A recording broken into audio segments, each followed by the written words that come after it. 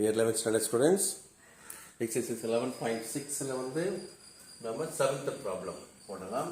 Substitution methodல problem போட்டுட்டு இருக்கிறோம். அதனால இதை வந்து let t is equal to log of tan x by 2 அப்படின்னு பண்ணிக்கலாம்.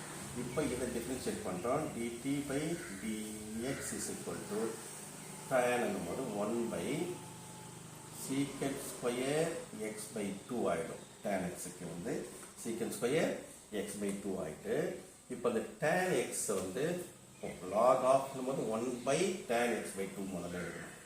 1 by tan x by 2 எழுதிட்டு இந்த x by 2 மறுபடியும் டிஃபரன்ஷியேட் பண்ணும்போது தான் இது secant square x by 2 ஆகி மறுபடியும் இந்த x by 2 டிஃபரன்ஷியேட் பண்ணணும். தட் இஸ் 1 by 2 வரும்.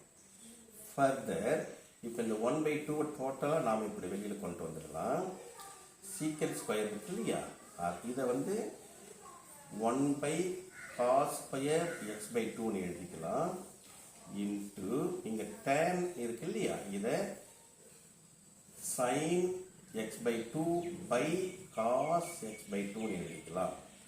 இப்போ இதில் இது ஒன்று கேன்சல் ஆகிட்டு இந்த சைடில் நமக்கு டினாமினேட்டரில் 1 by 2 sin x cos x வருது. இது வந்து நமக்கு ஒரு formula, that is 1 by sin 2x அப்படின்னு சொல்லிட்டு ஒரு ஃபார்முலா வருது நமக்கு. 2x by 2 கிட்டும் பார்த்தீங்களா, x by 2 again x by 2, அப்போ 2x by 2 இது ஒன்னோட கேன்சல் ஆகிட்டு this is equal to cosecant x dx வச்சு பாருங்க. சரி பார்த்தீங்கன்னா எங்கே நம்ம ஆரம்பித்து cosecant x dxக்கு வந்து நின்றுச்சு பாருங்க. cosecant x ஆகும் இந்த இடத்துல, இதுக்கப்புறம் தான் அந்த dt போடும்போது தான் அந்த dx அந்த பக்கம் போகும். மறுபடியும் சொல்கிறோம் பாருங்க, t is equal to log of tan x by 2 வச்சோம். log வந்து இன்டகிரேட் பண்ணோம்னா 1 by xங்கிறது தான் ஃபார்முலா. அதனால log வந்து 1 by tan x by 2 வந்தது. இது ஒரு ஃபங்க்ஷனாக இருக்கிறதுனால இந்த ஃபங்க்ஷனை மறுபடியும் டிஃபரன்ஷியேட் பண்ணணும். டேனுடைய டிஃபரன்ஷியேஷன் வந்து சீக்கண்ட் ஸ்கொயரை பண்ணிட்டோம். சீக்கண்ட் ஸ்கொயருக்கு அப்புறம் இருக்கிறது ஒரு ஃபங்க்ஷனாக இருக்குது, x by 2 ஒரு ஃபங்க்ஷனாக இருக்கிறதுனால அந்த x by 2 மறுபடியும் டிஃபரன்ஷியேட் பண்ணி நாம் 1 by 2 போடுறோம். பிறகு இதே நாம் 1 by cos ஸ்கொயர்னு எழுதலாம். Secant square is equal to 1 by cos is equal to secant இல்லையா, அந்த மாதிரி எழுதுறோம்.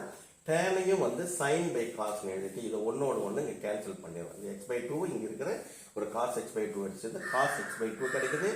அகைன் sin x by 2 அது மட்டும் தான் இங்கே கிடைக்குது. இது sin 2xக்கான ஒரு formula. sin 2a is equal to 2 sin a cos a அப்படின்னு சொல்லிட்டு ஒரு ஃபார்முலா இருக்குல்ல, அது பிரகாரம் இங்கே படிச்சிட்டோம். now this is equal to இப்போ என்ன பண்ணலாமா, dt is equal to cosecant x dx. that's all. எவ்வளோ பெரிய ப்ராப்ளம் சிம்பிள் ஆயிடுச்சு பார்த்தீங்களா. இப்போ நாம இன்டகிரேட் பண்ண போகிறோம். i is equal to இந்த cosecant x dxக்கு பதிலாக என்ன ஆகிடும், dt வந்துடும். இந்த log tan tx பதிலாக வந்து சிம்பிளி வந்து tன்னு வந்துடும். 1 by x இன்டகிரேஷன் வந்து நமக்கு log of t plus c.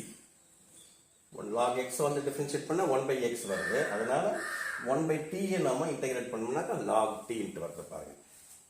Okay, இந்த log t போது இப்போ நம்ம ஃபர்தர் t-க்கு பதில் இருக்கிற சப்ஸ்டியூஷன் இந்த இடத்துல கொடுத்துடணும்.